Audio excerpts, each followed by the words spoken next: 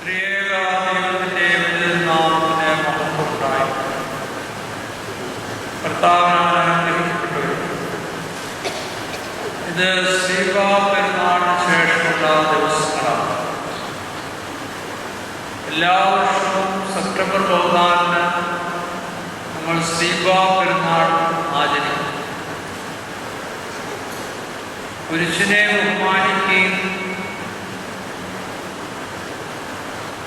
കർത്താവ് കുരിശിൽ തൂങ്ങിയത് മുഖാന്തരമായിട്ട് ശാപമായിരുന്നത് രക്ഷയ്ക്കായി തീർന്നതുമൊക്കെ നമുക്കെല്ലാവർക്കും അറിയാം. എല്ലാ ദിവസവും എല്ലാ യാത്രയിലും നമ്മൾ കുരിശ് വരയ്ക്കാറുണ്ട്. അതോടൊപ്പം നമ്മൾ ദേവാലയത്തിലോ ഇതിൻ്റെ മുമ്പിൽ കൂടെയോ കുരിശ് തൊട്ടിയുടെ മുമ്പിൽ കൂടെയോ ഒക്കെ കടന്നു പോകുമ്പോൾ തലവണങ്ങി കുരിശ് വരയ്ക്കുന്നു. കുരിശിൻ്റെ വലിയ അർത്ഥം നമ്മൾ മനസ്സിലാക്കുകയും അതനുസരിച്ച് നമ്മുടെ ജീവിതത്തെ ക്രമീകരിക്കുകയും ചെയ്യുവാൻ നമ്മൾ ഓരോരുത്തരും ബാധ്യസ്ഥരാണ്.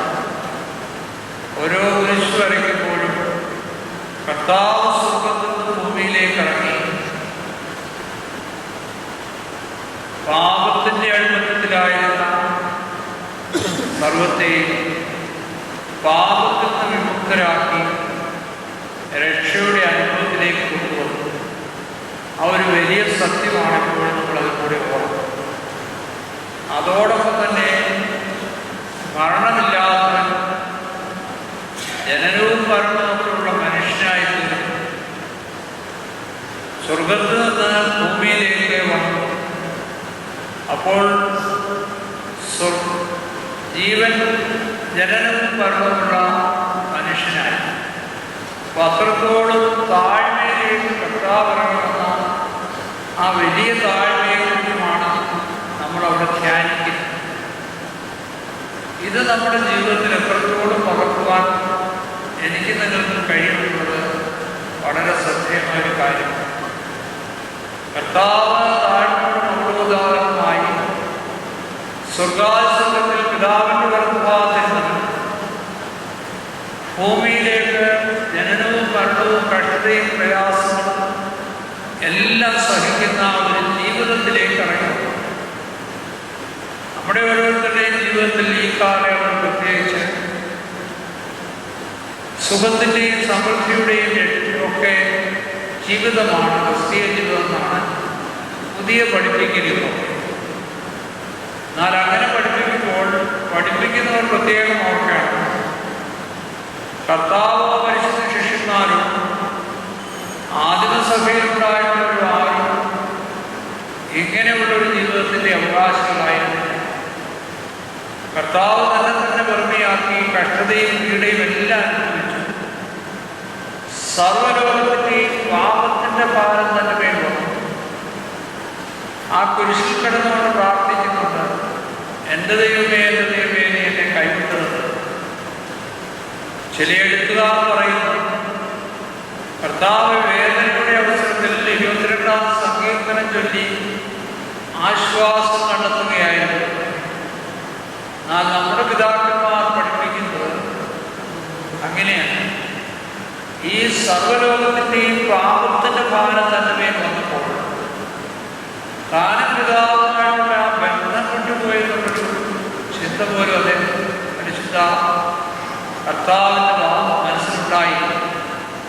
ഒരു സമയത്തേക്ക്, ഒരു ചെറിയ നിമിഷത്തേക്ക് എൻ്റെ ദൈവമേ എൻ്റെ ദൈവമേ നീ എന്നെ കൈവിട്ടുന്നത് എന്ന് പറയുകയായിരുന്നു നമ്മുടെ പിതാക്കന്മാർ പഠിക്കുന്നത്. ആ ചിന്തയിൽ നിന്ന് പെട്ടെന്ന് മാറുകയും അവസാനം തന്നെ തന്നെ ധർമ്മേൽപ്പിക്കുകയും പിതാവിൽ സമർപ്പിക്കുകയും സകലവും നിവൃത്തിയായി എന്ന് പറഞ്ഞ് തൻ്റെ ജീവനെ പിതാവിൽ ധർമ്മേൽപ്പിക്കുകയും. അപ്പോൾ അവിടെ വേദനയുടെ കാഠിന്യം ലോകത്തിൽ ഇതുവരെ ഒരു മനുഷ്യനും അനുഭവിച്ചിട്ടില്ലാത്ത ഭാരം തന്നിൽ വന്നു. മറ്റു മനുഷ്യരൊക്കെ മണിക്കൂറുകളും ദിവസങ്ങളും ഒക്കെ ഒത്തിരി വേദന അനുഭവിക്കുന്നു. നമ്മുടെ ആശുപത്രികളിലൊക്കെ വളരെയധികം വേദനാജനകമായ രോഗങ്ങൾ വന്നിട്ട് പലരും വേദന കൊണ്ട് ഉളയുന്നു. എന്നാൽ അത് അവരുടെ ശരീരത്തിൻ്റെ അനുഭവിച്ചതായ വേദനമാണ്. എന്നാൽ കർത്താവ് അനുഭവിച്ചത് സർവ്വലോകത്തിൻ്റെയും പാപം മുഴുവനും തന്നെ വന്ന് അതിൻ്റെ ഭാരം മുഴുവൻ അനുഭവിക്കുന്ന മറ്റൊന്നില്ലാത്ത വേറെ ആർക്കും അനുഭവപ്പെടാത്ത ഒരു പാപഭാരമാണ് കർത്താവ് അനുഭവിക്കേണ്ടത്. അത്രയും ഭാരം അനുഭവിച്ചിട്ട് കർത്താവ് ദൈവസന്നിധിയിൽ തന്നെ സമർപ്പിക്കും. അതുകൊണ്ട് സുവിശേഷം എന്ന് പറയുമ്പോൾ നല്ല വർത്തമാനമാണ്, നല്ല വിശേഷമാണ്. എന്നാൽ അത് വേദനയോ പ്രയാസമോ കഷ്ടതയോ ഇല്ലാത്തതല്ല. അതെല്ലാം ചേർന്നതാണ് ശരിയായ സുവിശേഷം എന്നുള്ള കാര്യം നമ്മൾ ഓർക്കുകയാണ്. പരിശുദ്ധരായ സ്നേഹന്മാരും സഹോദരന്മാരും മറ്റു പിതാക്കന്മാരും ഒക്കെ അവരുടെ ജീവിതത്തിൻ്റെ അവസാനം വരെ ഈ കഠിനതയും പ്രയാസമൊക്കെ ഈ കുരിശിൻ്റെ അനുഭവം നമ്മൾ ഓർക്കുകയും ദൈവസന്നിധിയിൽ വേദനകളുടെയും പ്രയാസങ്ങളുടെയും നടുവിൽ ദൈവസന്നിധിയിൽ നിന്ന് അനുഗ്രഹങ്ങളും തുകയും യാചിക്കുകയും ചെയ്യുക. അങ്ങനെ ഈ കുരിശിൻ്റെ അർത്ഥം പൂർണ്ണമാക്കുവാനായിട്ട്, അല്ലെങ്കിൽ അതിൻ്റെ അർത്ഥത്തിൽ ഒരു അംശമെങ്കിലും നമുക്ക് ചെന്നെത്തുവാനായിട്ട് ദൈവത്തിൻ്റെ പരിശുദ്ധാത്മാവിനെ നമ്മളെ ഓരോരുത്തരെയും സഹായിക്കും.